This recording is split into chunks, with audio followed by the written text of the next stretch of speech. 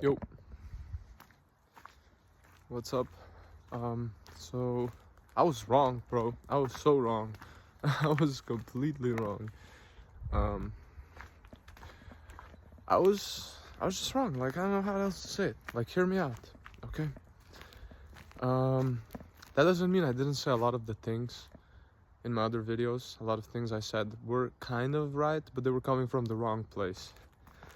What was I wrong about? Well, I'm gonna put it like this.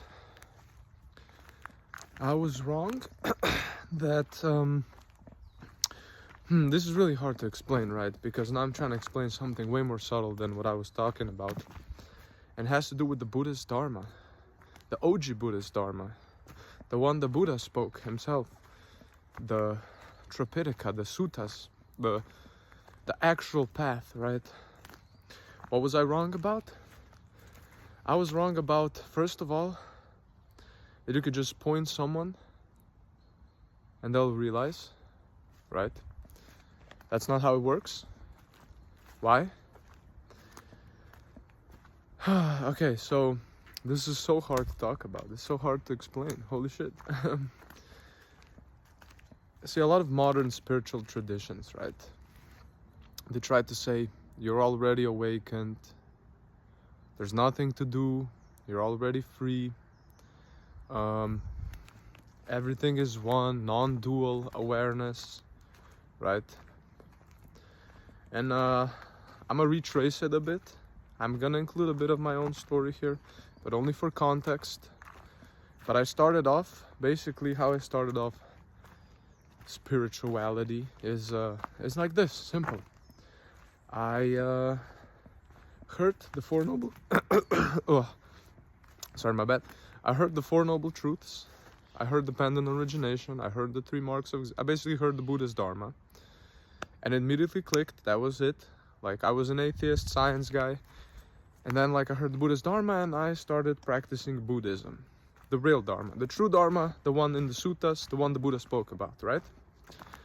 Then later on, right, I had some non-dual awareness experiences, right? Some states of... that felt really free. Everything felt one, and because the Buddha was speaking of there is no self, I couldn't find the self in that experience. And then Mahayana Buddhism came in with the Heart Sutra, with the Diamond Sutra, with the Lotus Sutra, and Zen Buddhism with the there's nothing to do kind of vibes, and like the Dzogchen with the Rigpa. Basically these higher teachings, right?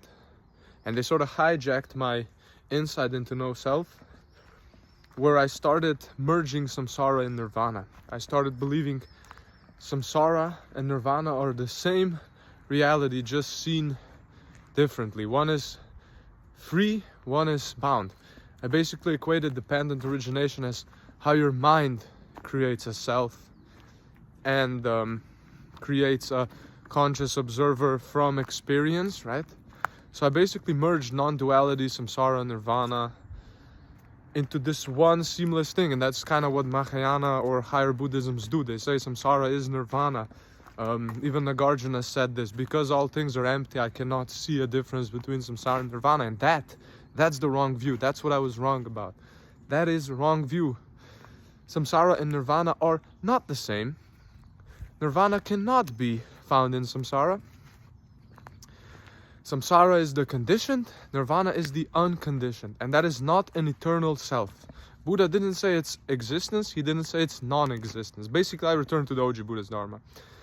And what these other Buddhisms do, they say the OG Buddhism is wrong view, Buddha was lying, using skillful means, right, to basically trick people into non-duality, made up nirvana.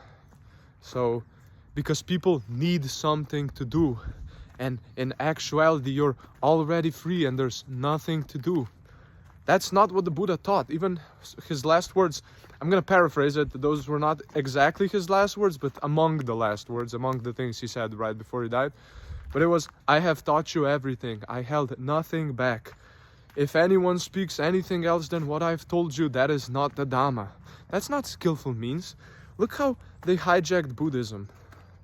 They basically said everything the Buddha said, he was skillfully lying when he multiple times stated he wasn't. He even said that non-duality is a wrong view. Samsara is distinct from nirvana. He said there's two. He didn't say it's all one. Samsara itself is non-dual as an experience, sure. But see, we equate awareness as this ocean and everything as waves of awareness, right? But awareness or consciousness is conditionedly arisen. You see sights because you have eyes. If I stabbed out your eyes, you would not see. If you and me were here and you fell unconscious, you would not be aware, but I would, and you wouldn't remember what was going on, because the conditions for awareness were not met. The truth is dependent origination. Not all is one, but everything is conditioned, dependently originated from conditions. See, it's not God that made milk, it's the cow that made milk. And another cow made the cow, and the cow ate plants, and the plants grew from rain. That's how it's connected, nothing else. Causes condition further causes. It's the same as assuming there's a self as assuming there's some eternal essence, right? You're seeing directly things are dependently originated. You couldn't see this video if you didn't click it, if a thought didn't arise, if you didn't see something, right? So I was wrong by saying it's an ocean and we're waves on the ocean. There's no ocean. There's just conditions, conditioning more conditions in a loop. That's samsara. And Buddha discovered this. Other traditions tried to undermine him, even later Buddhisms. That's why the only true Dharma is the OG Buddhist Dharma. But what Buddha uncovered, like a lost city found by someone, he uncovered a path to the unconditioned. See, all of this suffering is just resistance and shit. Buddha talked about that. That's the two arrows simile. He said, most people get shot by 2 arrows, and mental worry is the second arrow. You can remove mental suffering, but you're not going to eliminate pain. You can bypass it with some non-dual awareness tricks, but that's a conditioned state. It's literally part of the Buddhist Dharma is the non-dual awareness, you know, the 4 formless attainments in meditation, the jhanas. Buddha said, see it clearly and let go of even that. All states are conditioned, right? And nirvana is distinct. Is a distinct mode of reality. It's the unconditioned. What happens when conditions come to an end? The unconditioned gets revealed. You can't find the unconditioned within conditioned phenomena. It's not just seeing reality in a certain way. Basically, all other traditions try to turn you away from suffering, say, you're not suffering, you're already free, there's no one here. Yeah, no self still holds, but Buddha said, see it clearly. See suffering clearly. Don't turn away. Don't deny it. Walk straight into the fire. Because seeing suffering clearly does a couple things. First, it makes you see that all things are conditioned, dependently originated, impermanent, cannot be held on to as me, mine, or myself, including the non-dual awareness. He said consciousness is conditioned. It's one of the 5 aggregates. He never talked about any eternal essence. In fact, in the first sutra of the first Nikaya, the Digha Nikaya, the first Nikaya, because I have them all at home, all the sutras, literally says 61 types of wrong view. One of the first things he says is this non-duality, this eternalism is wrong view.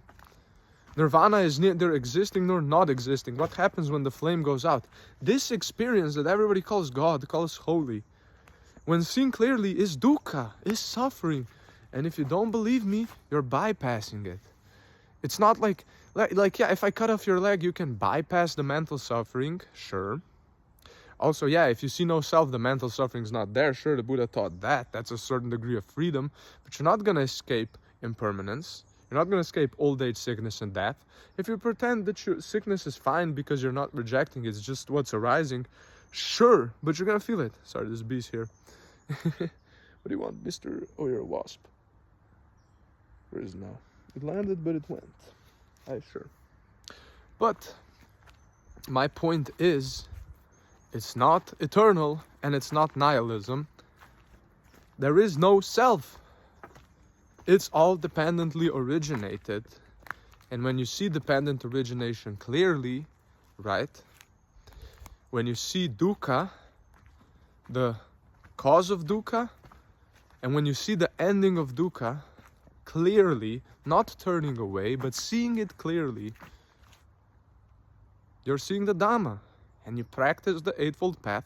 What I'm saying is, I've realized the Eightfold Path is the only path to liberation. Everything else is a conditioned experience, even non-duality, right? Because you can pretend it's non-dual because that's how the experience seems, but if I stab out your eyes, you're gonna stop seeing. So awareness clearly depends on some sort of conditions. You don't believe me? Knock yourself out. See if you're aware. But because there's this thing called memory, it stitches together awareness. It kind of seems like it's always there. But it's not. See, there's conditions, and out of these, or karma, whatever you want to call it, out of these conditions, the six senses arise. The six senses are the condition for contact with sensory experience. And that's where consciousness comes from. Buddha literally mapped it out. And he also mapped out how to end dukkha by seeing clearly, by uprooting the 10 fetters, okay, the 10 fetters binding you to samsara. So I guess the only liberation is to stop the play. See, every religion has a cope. It's divine play, it's all God, it's all this. No, it's dependent origination. That's the only thing it is. You can't convince me that when a cow is milked, that anything but the cow produced the milk, okay? It doesn't matter where the cow is, if it's mad or not, because let me explain reality in a much more coherent way that'll make sense immediately.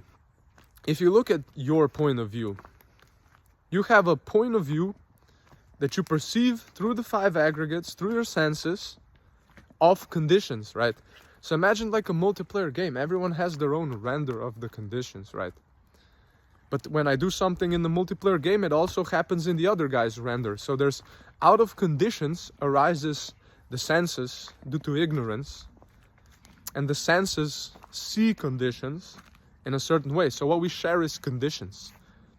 The POV is dependently originated from the conditions. There doesn't have to be anything outside of the POV for there to be conditions. And everybody has their own view on the conditions and can influence the conditions, and like conditions can change. Imagine karma like this, right? It's not always all karma is active, right? If I ask you, what do you know? You can't answer that, but if I ask you what's 2 plus 2, boom, suddenly you think 4, right? I basically just sparked up karma for you. What's 2 plus 2? Boom, karma fires 4. So karma was dormant until the conditions for it arising ripened, me asking the question. That's how it arises. That's how karma works. It's simple as that. And like, it's simple. Everything's dependently originated. The tree grew because there was rain, because there was soil. It's seen because there's eyes that can see it. It's all conditioned experience. And nirvana cannot be found within the conditioned. You can find whispers of the unconditioned by every time you let go of something, there's this coolness after the letting go. That's whispers of the unconditioned. But nirvana itself is letting go of the entire thing.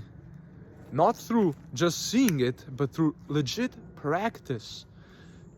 You have to get insight. You can't just see it once. You have to get sufficient insight for the feathers to break off. There's no other way. See, all later Buddhisms hijack this. This is Mara. Mara trying to keep you from the only path that works. They say there are no Buddhas, there are no teachings, trying to undermine the teachings. They say you don't need to practice, you're already free. To undermine the practice, they say Buddha was skillfully lying, and those are lesser teachings. To undermine the Buddha's Dharma, the only path to liberation ever. See, Buddha was not talking about non-duality. He legit discovered something unseen before, nirvana, the unconditioned.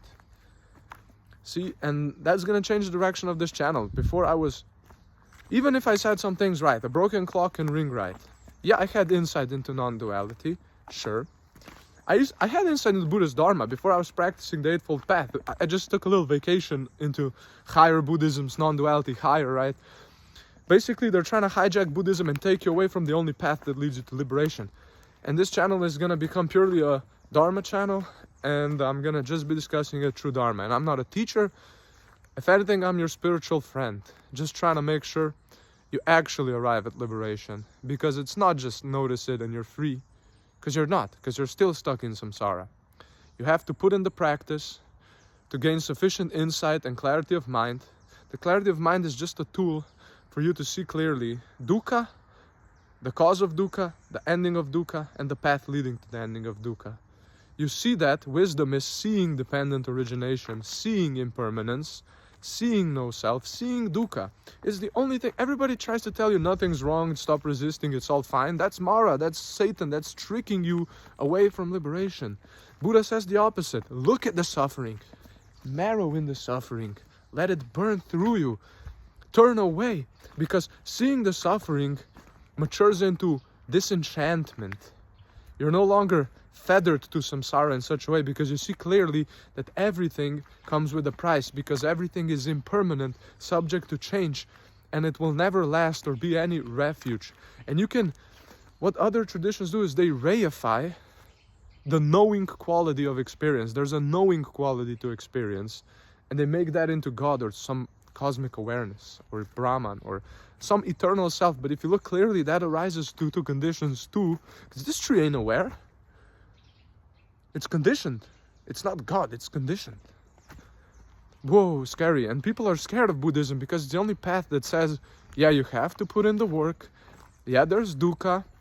And seeing that clearly arises this enchantment, and this enchantment matures into this passion, and this passion turns into liberation. That's the liberation. Because the only reason we're stuck in this cycle is because we're addicted, we're attached to experience. And Buddha cut through all of that. That's the non-position. Saying samsara is nirvana is wrong. It's not true. Nirvana is not samsara. Samsara is the conditioned. Nirvana is the unconditioned.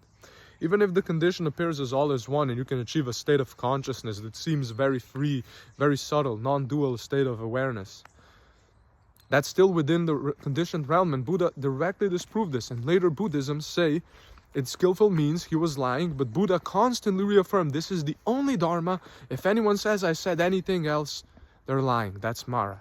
And what later traditions did, they dug up some sutras that the Buddha withheld, even though he personally said, I withheld nothing. I gave you the real dharma, the only dharma, the true dharma. And I trust the Buddha on this one, because the dharma is the only thing that's actually made any lasting effect. Any lasting effect has been only the Buddha's dharma. Everything else was scope.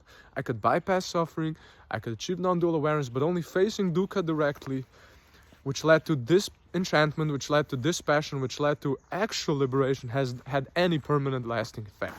And it's the only way to freedom. And I'm gonna be posting a lot of content regarding the OG Buddhist Dharma, so stay with me. I'm holding a hand open. I'm your spiritual friend, not a teacher. I got all the Nikayas. I'm gonna be reading the sutras.